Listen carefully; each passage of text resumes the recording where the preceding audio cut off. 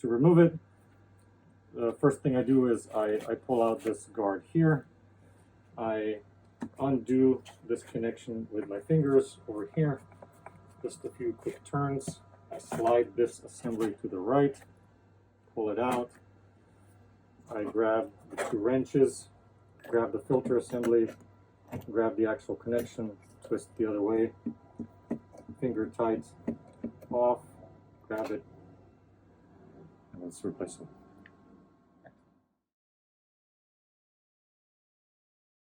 Alright, so I'm just going to be replacing the inlet to the analyzer. The component that ships is going to look a little bit like this. It's already been removed from the back here, so I'm just going to take the part that faces outside the analyzer like this. I'm going to go in from over here and I'm going to make sure that this part here that is fixed is sitting nicely between these 2 stainless steel mounts. Once there, I'm going to basically, let's see if I can do this without blocking myself, finger tighten the swage lock.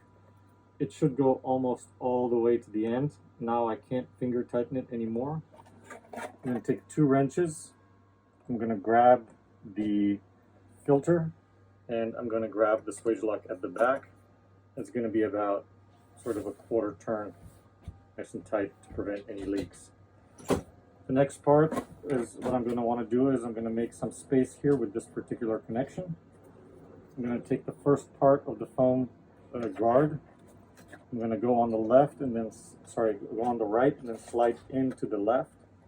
It should be about flush with the assembly here. And then again, I'm going to finger tighten the swage lock component in here to make sure it holds the foam guard in place.